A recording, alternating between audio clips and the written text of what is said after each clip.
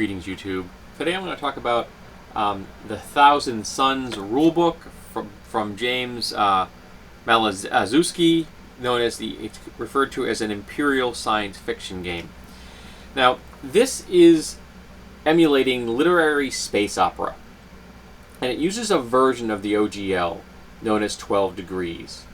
And it uses 2 die 12, which does my heart good, because I don't think the D12 gets enough play in games.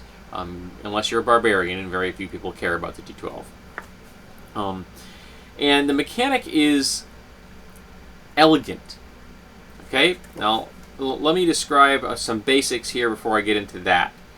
The book covers all of the standard things you're going to want to deal with in science fiction games, and a lot of this is lifted out of the OGL, so you don't have. So if you understand that, I don't have to go over it. The mechanics, how they work, the skill systems are slightly different because of the 12-degree system. But there's a great chapter on flora and fauna, creating random creatures, which is really good for helping get a GM out of a sticky situation as far as creativity. And I think it emulates some of the traits that were familiar from Traveller. The original Traveller, the little handbook size pamphlets that had the rules had come in. There were some random generation charts in there that were just fun to play with, and the flora and fauna information in this book is also fun to play with. The game uses 5 stats: body, dexterity, perception, presence, and will, though you can break body into strength and constitution if you want, because there are people in the world who are tough but not strong. The best example I can think of is Rasputin, a very tough man, not known for being physically strong. The system does use action points for those people out there who like that kind of thing. There are a section on the different species, some which are straight human and some variations of human, and a number of alien races. There are career packages, such as Belter, Colonists, Entertainer, Navy, Scout, Trader. You get the point. Different career paths that come with skill packages attached. You can be an Esper in the game, which has 2 different career packages. Then they talk about skills. We talk about, again, the combat basics and the rule basics that would be familiar to most people who know the OGL.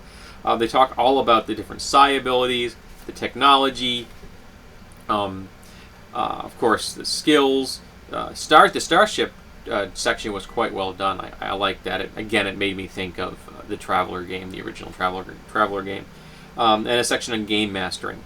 Now, the 12-degree system is, again, you roll 2 die 12, and you're trying to hit a target number or go below it. And the target numbers are based off of a combination of a stat and a skill. So, for example, say you have a dexterity of 4, which is above average, and you have a blaster skill of 4. That gives you a target number of 8. So if you're trying to hit something with that, you need to roll 8 or less, which is not necessarily going to be the easiest thing on 2 die 12. The average roll is 12, which means as your stats go up and your skills go up, the margin that you will succeed by, the chance you'll succeed, will increase, which is great. Now, that in and of itself, okay, it's a roll under mechanic. You're thinking that's not all that unusual. It isn't. What I liked about this is that it takes care of damage and critical successes all at once with one roll. And how does it do this? Degrees of success. So, you need to roll a target of an 8, you get lucky, you roll a 4. You have 4 degrees of success because you're 4 points under. Now, the first 2 degrees of success is just a flat. If you'd rolled an 8, you would have succeeded and that would have been nothing. No big deal. So say your blaster does 5 points of damage. If you rolled an 8, you would have had 5 points of damage. But you rolled a 4. You have 4 degrees of success.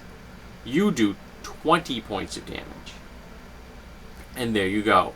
It takes care of everything for you because the game uses average or static weapon damage. And there's no confirmation rolls. There's nothing. One roll, all of it's done. I really like how they handle that. And again, degrees of success can be used for skills.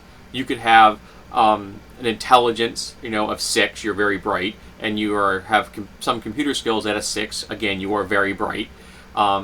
You have a target number of 12, you're trying to hack into a computer, it's an average computer, so there's no bonuses or minus.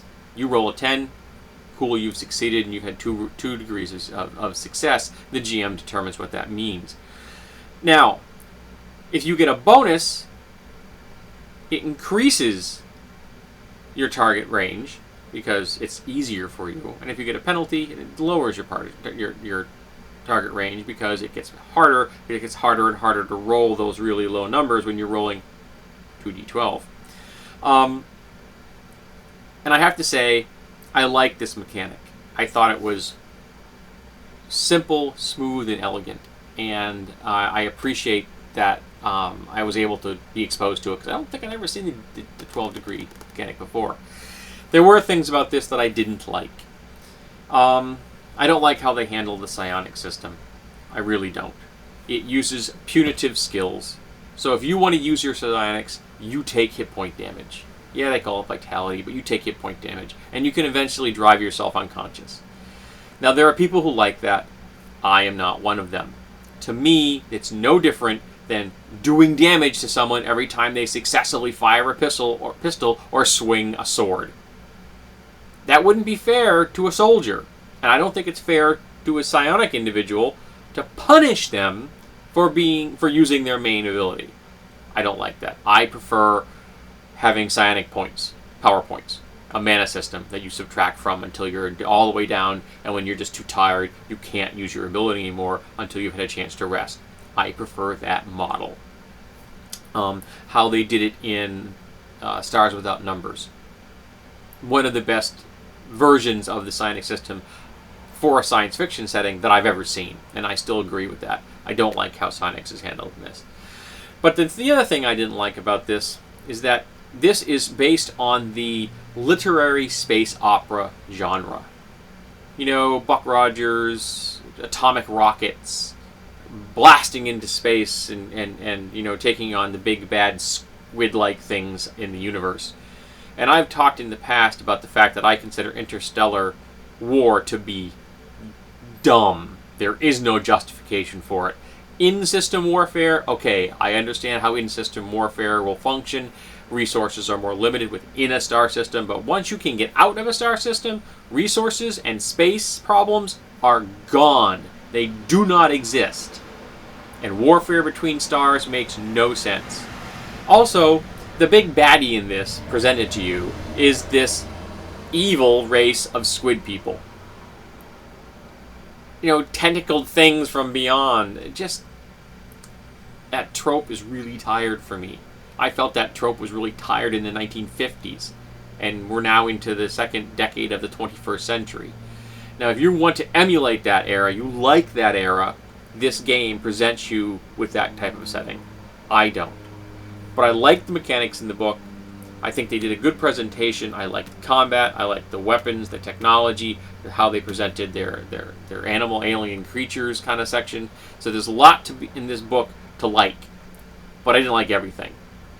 I do recommend that if you enjoy science fiction games and you want to take a look at one that uses a slightly different mechanic than the standard D20, I recommend Thousand Suns. I think you should go get a copy. They're reasonably priced. I can't remember what I paid for this, but it wasn't all that expensive.